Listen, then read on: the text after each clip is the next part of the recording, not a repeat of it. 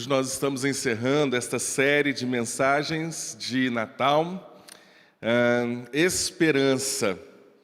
E pensando esta semana sobre este tema, eu fiquei pensando como é desafiador falar sobre este tema neste tempo, depois de um ano como este que nós vivemos. Lendo um pouco na internet a respeito sobre esse ano, o dicionário Oxford, ele gostava de lançar, ou tem um costume de lançar todos os anos uma palavra, né, que representa a palavra do ano. O ano foi tão difícil que eles não escolheram nenhuma palavra este ano. De tão difícil que foi. Mas algumas organizações brasileiras definiram que a palavra, para os brasileiros, a palavra que define 2020 é luto. Um ano de muito choro, um ano de muitas perdas, amigos perderam familiares, nós perdemos amigos, pessoas perderam empregos, pessoas ficaram sem perspectiva diante deste tempo. E uma dessas organizações tem como líder um cientista político, Leandro Machado, e ele diz o seguinte: este foi um ano de muitas perdas. E não só de familiares e amigos enlutados por aqueles que perderam suas vidas para o Covid-19. Houve a perda do convívio social e, para muitos também, do emprego e da renda, algo que é muito sério. Chegando hoje, no último domingo do ano, e eu vi isso bastante na internet, me vem a pergunta: o que será daqui para frente? Como que vai ser o próximo ano? Você já pensou nisso? Você já está criando alguma expectativa de como vai ser o próximo ano? Quem sabe se a vacina chegar, nós vamos poder voltar ao convívio, estar todos reunidos aqui na igreja. Existe uma expectativa, talvez, de uma melhora da economia, ou alguns são mais pessimistas quando nós fazemos essa pergunta. E, sinceramente, me fiz muito essa pergunta, planejando as coisas da igreja, a expectativa do nascimento da minha filha para o próximo ano. E diante das lutas, das dificuldades, dos desafios, de tudo que nós passamos esse ano, confesso que vira um misto de sentimentos, de você pensar, será que eu crio todas as expectativas possíveis para o próximo ano? Porque no final do ano passado, nós estávamos cheios de expectativas, e aí o ano foi tão difícil, e a gente fica com esse misto de sentimentos em nossos corações. Como que nós vamos trabalhar a esperança? E aí, nós nos deparamos com a necessidade de nos voltarmos para a Palavra de Deus, com esta série de colocar a esperança no lugar certo, como nós falamos na semana passada, de realinhar o foco da nossa esperança, como nós falamos na primeira mensagem, e hoje eu quero falar um pouquinho sobre a esperança no porvir.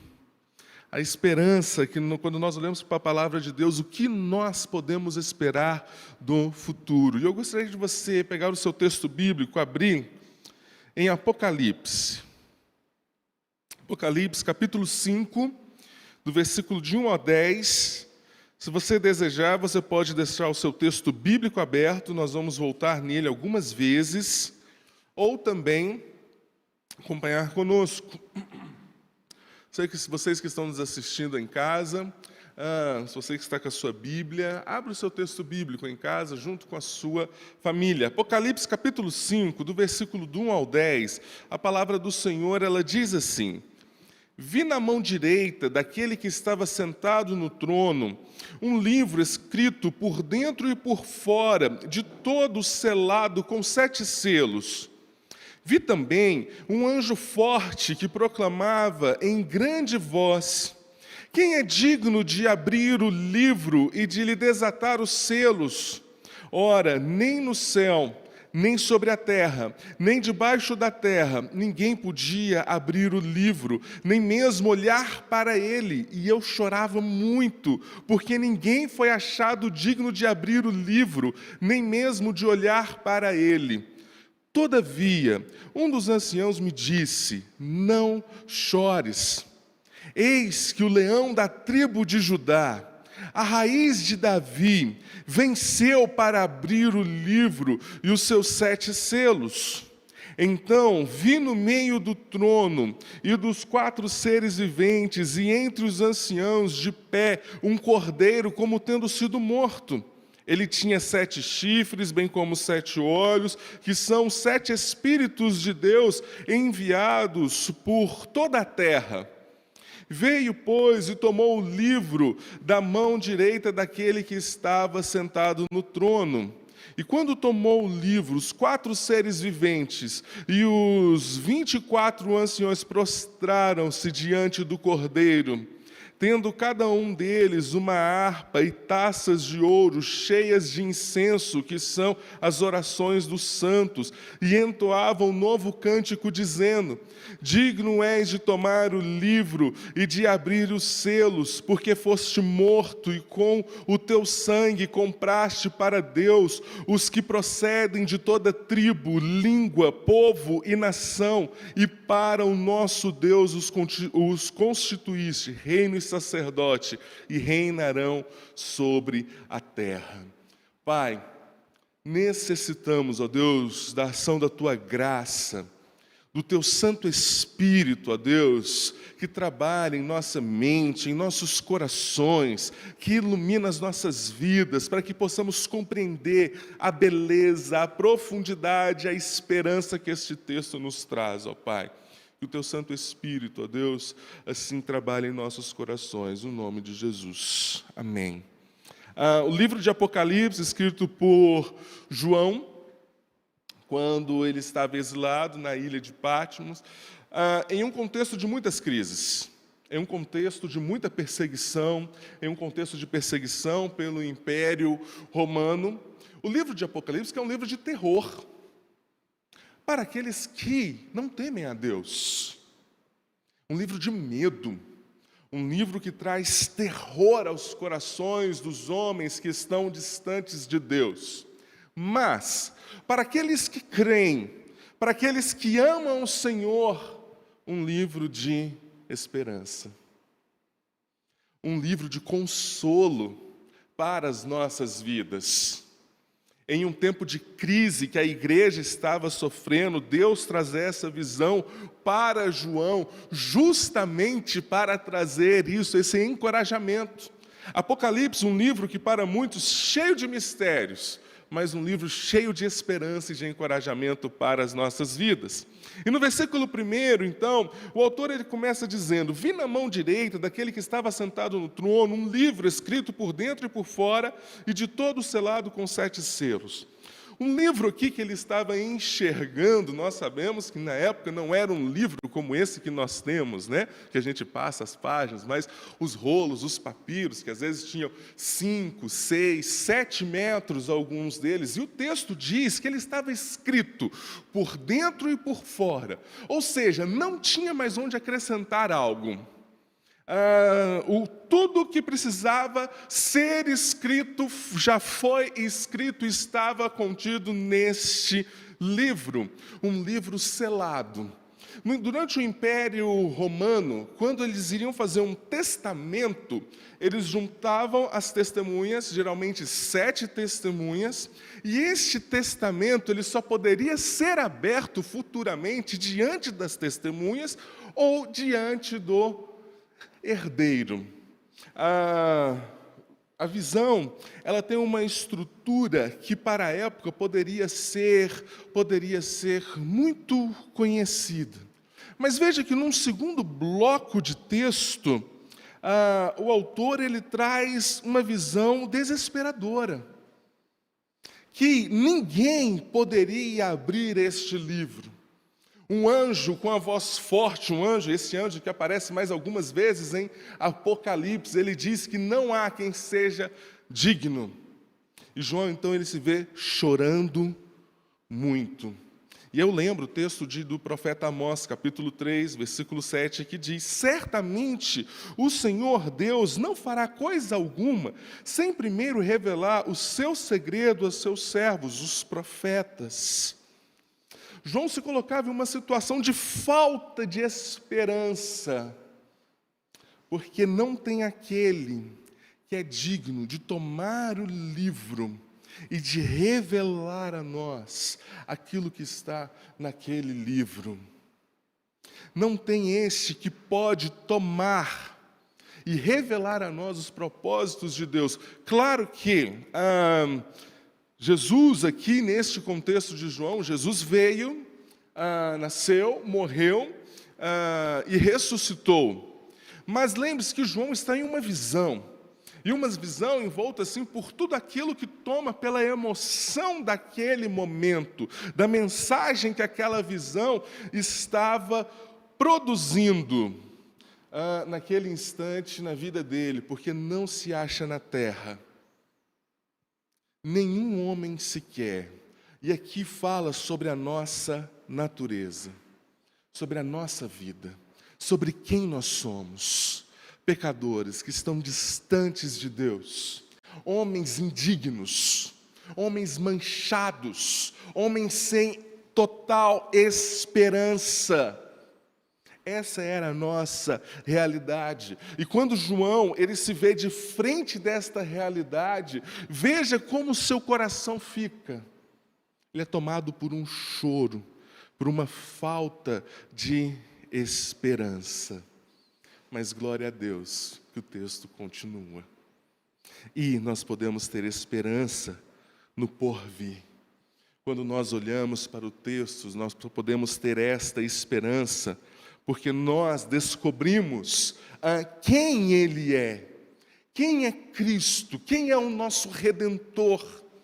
Nós podemos ver aqui no texto, o texto demonstra que existe alguém. A partir do versículo 5, todavia, um dos anciãos me disse: não chores, eis que o leão da tribo de Judá, a raiz de Davi, venceu para abrir o livro e os seus 7 selos. Vamos daqui. 3 títulos que o autor traz para Cristo, para o nosso Redentor. O primeiro, o leão da tribo de Judá. E quando nós olhamos nos últimos capítulos de Gênesis, na bênção de Jacó, quando Jacó reúne todos os seus filhos, e Jacó está trazendo um pouco daquilo que iria acontecer, então ele chama Judá. Judá, a quem carinhosamente ele chama também de leãozinho, e ele diz que da tribo de Judá, que queria emergir este rei. Posteriormente, nós vemos Saul. Saul não poderia ser rei, porque Saul não era da tribo de Judá, Saul era da tribo de Benjamim. E quando nós falamos aqui o leão da tribo de Judá, nós estamos fazendo menção justamente a essa descendência. E por isso que Mateus começa justamente trazendo a genealogia de Jesus, porque escreve aos judeus. Escrevendo aos judeus, justamente trazendo esse registro como sendo Cristo o único que pode provar a sua realeza através da sua genealogia. E a imagem do leão traz a figura da dignidade, da sabedoria, da coragem e da vitória. Ele é o leão da tribo de Judá, aquele que é digno, aquele que é poderoso, aquele que é soberano, aquele que pode vencer. Segundo título que nós vemos aqui no autor é a raiz de Davi. Lá em Mateus capítulo 22, Jesus tem uma conversa muito interessante com alguns homens e chega assim a ser um pouco engraçado, porque Jesus ele coloca de certa forma assim: como pode ser Senhor e filho?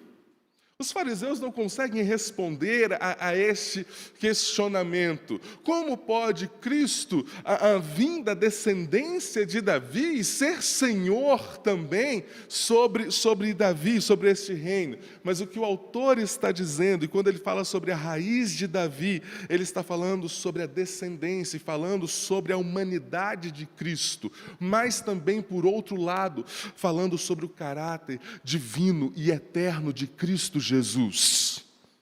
Por isso ele é a raiz de Davi, porque ele é eterno, porque ele vem como humano da descendência de Davi. E o título então faz menção à natureza de Cristo Jesus.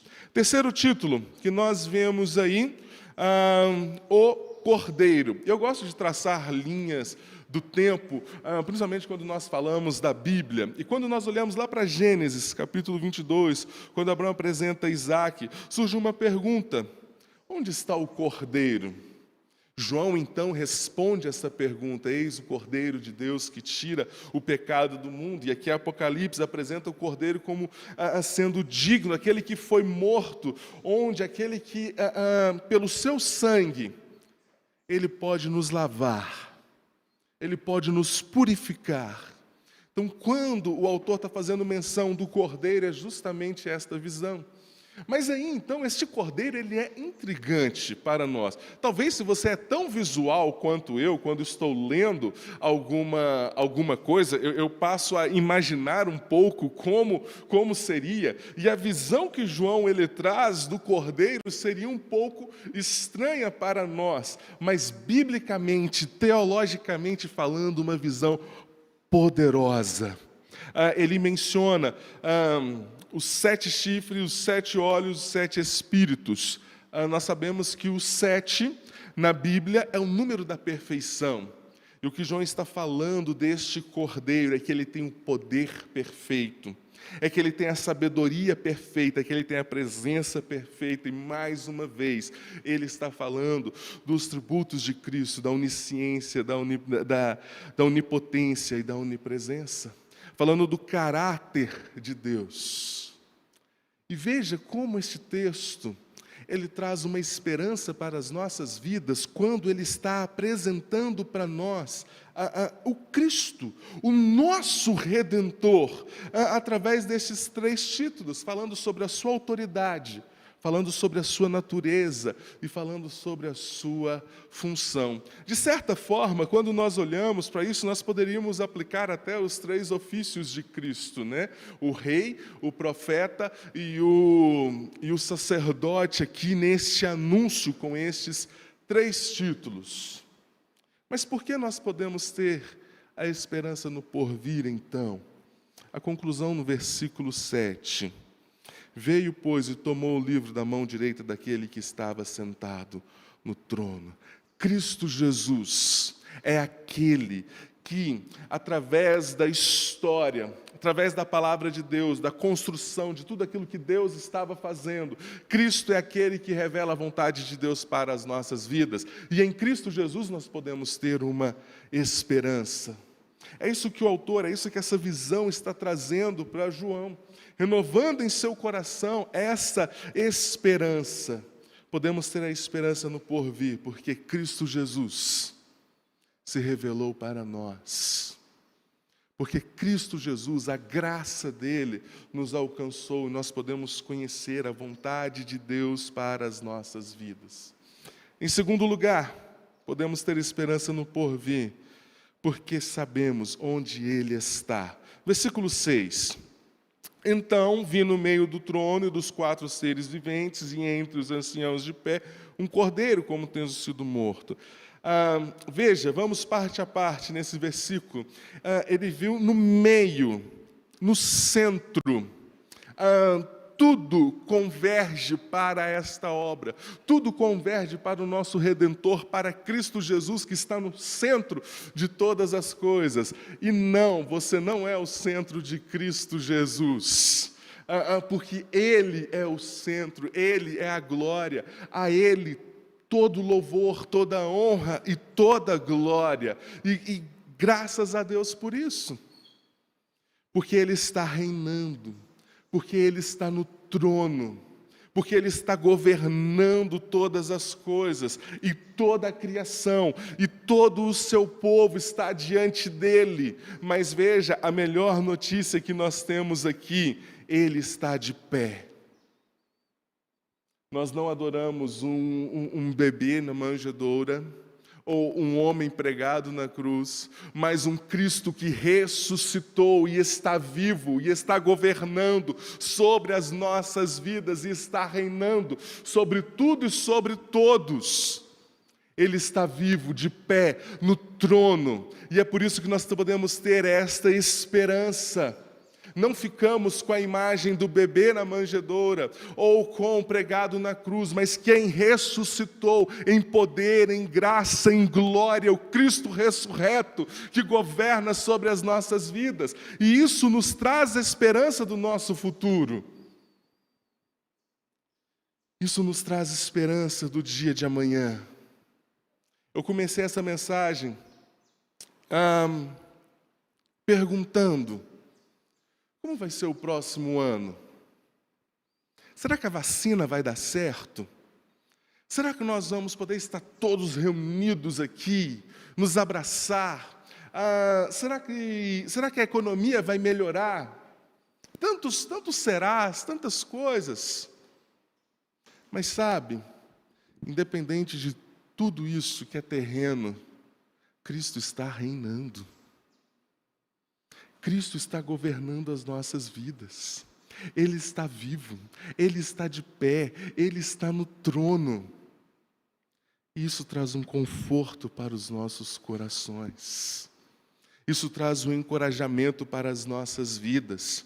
Em um mundo que está se perguntando como nós vamos fazer, o que nós vamos fazer, qual vai ser a direção.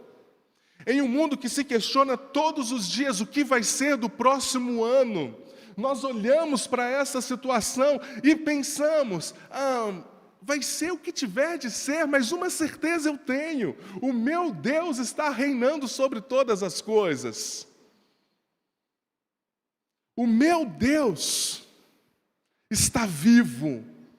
Apesar das minhas lutas, apesar das minhas perdas, apesar das dificuldades que eu estou passando e das que eu posso vir a passar, eu tenho a maior esperança de todas, que Deus está no trono, que Ele está vivo, e isso que move a nossa vida e a nossa esperança. Essa é a mensagem que precisa mover a nossa esperança e mover a nossa vida em um andar, em um proceder diferente, olhando para a eternidade, olhando para os céus, olhando para Cristo. Podemos ter a esperança no porvir, porque sabemos onde Ele está. E em terceiro lugar, podemos ter esperança, porque sabemos aquilo que Ele faz. Versículo 8 ao versículo 10, vamos por partes. Versículo 8 e versículo 9 diz: e quando tomou o livro, os 4 seres viventes e os 24 anciões prostraram-se diante do Cordeiro, tendo cada um deles uma harpa e taças de ouro cheias de incenso, que são as orações dos santos, e entoavam um novo cântico. Vejam como que o texto muda. Quando ele enxerga o Cordeiro, a ação do texto de um choro de desespero passa a se mover em um movimento de adoração. Deus é aquele que faz cessar o choro das nossas vidas. Nosso Deus, nosso Cristo é aquele que faz cessar o choro de desespero da nossa alma, do mais profundo dos nossos corações, e nos dá uma nova esperança. E veja que lindo este cântico, então, que ele nos chama, aquilo que ele faz em primeiro. Segundo, ele nos chama a adoração. E ele começa dizendo: digno és. Adoração é atribuir valor. Adoração é dizer a Deus quem Ele é, o que Ele faz. falar a respeito da sua glória, da sua majestade. E é isso que o autor ele está dizendo quando ele se depara com essa visão, quando ele se depara com a visão do Redentor, do Cristo ressurreto, sentado no trono. A vida dele se move em adoração. E da mesma forma precisa ser com as nossas vidas. Em um mundo de desespero, em um mundo de falta de esperança, e quando nós olhamos para essa situação, talvez o caos, a desordem, a falta de esperança toma conta das nossas vidas, e por isso tantas atitudes que nos distanciam de Deus. Mas quando nós olhamos para Cristo, Ele que nos convida a uma vida de adoração e que nos atrai para esta vida, para uma vida de louvor, de glória a Ele. E aí não depende mais da situação deste mundo, não depende mais quão mal e caído este mundo anda caminhando, mas da certeza que nós temos em nossos corações que move as nossas ações. Terceiro, ele nos chama à missão. Porque foste morto e com o teu sangue compraste para Deus os que procedem de toda tribo, língua, povo e nação. E sabe o que eu acho mais lindo aqui? Os céus cantando a respeito da morte de Cristo. Os céus cantando a respeito da sua obra, do que Ele fez, como Ele comprou o seu povo. E isso fala sobre como nós devemos proceder, fazendo parte desse reino, fazendo parte daquilo que Cristo fez, como que nós devemos proceder em direção à obra de Cristo. Em direção a alcançar as pessoas. E em quarto lugar, quando nós olhamos para aquilo que Ele faz, Ele nos chama a fazermos parte da sua vitória. Versículo 10. E para o nosso Deus os constituístes reino e sacerdote, e reinarão sobre a terra. Nós fazemos parte desse reino. Esse reino que já começou, há de se completar na eternidade, juntamente com Cristo Jesus, em glória. Mas nós já fazemos parte desse reino, nós já anunciamos este reino, nós já vivemos os valores desse reino através do nosso proceder como representantes deste reino. Esta é a obra que Ele faz em nossos corações. Ele cessa o choro, nos convida à adoração, à sua missão e a participar com Ele. E isso renova as nossas esperanças. Eu sei que o ano de 2020 foi um ano de muito choro. Talvez se você para pensar, você até faz assim... É o último domingo do ano. A gente tem aquela sensação sempre, né, todo final de ano, de que o ano vai virar dia 31 e tudo vai ser tão diferente. Aquela expectativa de contarmos os segundos, o 10, 9, 8, virou! Tudo mudou. Talvez as lutas vão continuar. Talvez as perdas. Há algumas dificuldades. Mas existe uma verdade que nunca muda. Existe uma verdade que nos alcançou, que é sempre, que permanece para todo sempre, que é antes, que será depois, que permanece por toda a existência, que em Cristo, em nosso Redentor, nós podemos encontrar a nossa esperança. E nós podemos voltar à mensagem e ouvir: não chores. Não chores. Porque nós sabemos quem Ele é. O Deus poderoso. O Deus que está reinando sobre todas as coisas. O Cordeiro de Deus que morreu e que está vivo, que está sentado no trono. Não chores, porque nós sabemos onde Ele está. Está na glória com o Pai, reinando sobre todas as coisas. Não chores, porque nós sabemos o que Ele faz. Ele nos convida, Ele cessa o choro, o desespero da nossa alma, o choro da nossa falta de esperança diante das dificuldades e transforma a nossa vida e nos convida para uma vida de adoração, para caminharmos na sua missão e para olharmos e para fazermos parte do seu reino. Que o nosso coração de fato possa ser cheio de esperança e que de fato nós possamos olhar para o próximo ano e esperar coisas boas, ficar cheio de esperança em nosso coração, de saber que nessa semana, na semana de Ano Novo, mas colocar nossa esperança no lugar certo, em Cristo Jesus, o nosso Salvador, o nosso resgatador, o nosso Redentor. E nele nós podemos ter essa viva esperança. Vamos orar.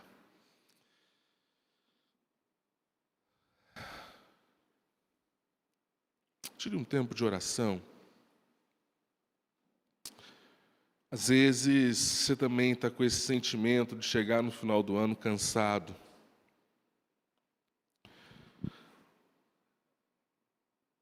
Das perdas, das lutas. Apresente seu coração diante do Senhor. Peça a Ele para que essas verdades, que pela ação do Santo Espírito de Deus, essas verdades possam encher o seu coração de esperança.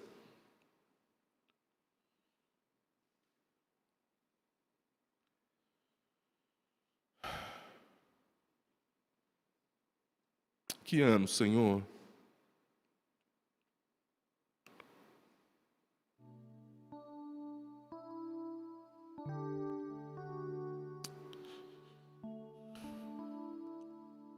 Que ano, Pai? Às vezes muito difícil, Deus. Às vezes com perdas que doem, Pai.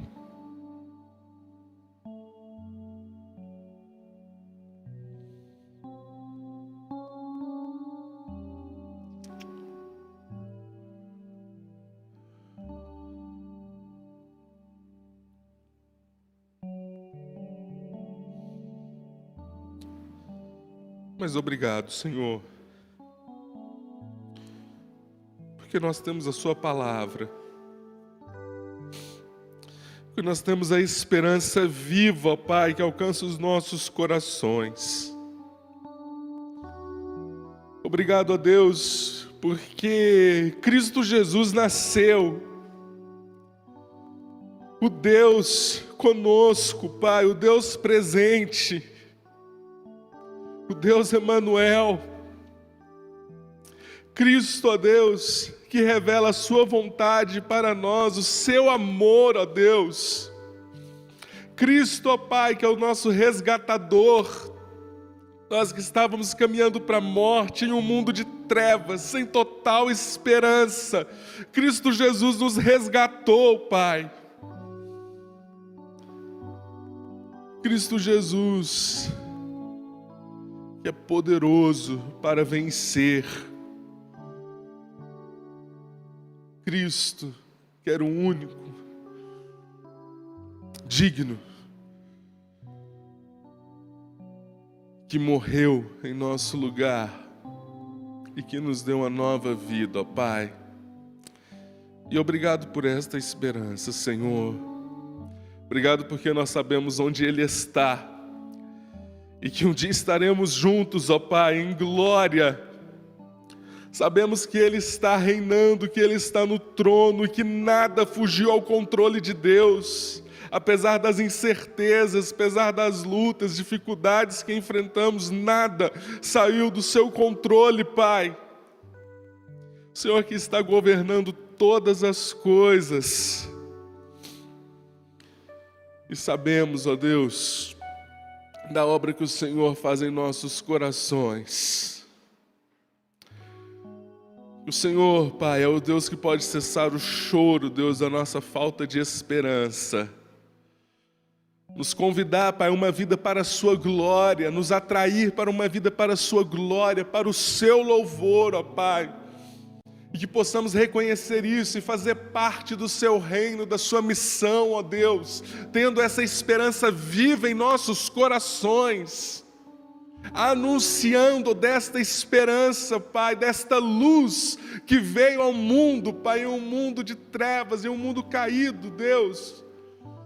Em um mundo, Pai, onde tantas pessoas estão cogitando o que vai ser o próximo ano, nós sabemos que independente do que vai ser, a nossa esperança continua viva, a nossa esperança continua ardendo em nossos corações, porque ela está em Cristo Jesus, ó Pai, no Senhor, ó Deus. Move as nossas vidas, Pai, por esta esperança.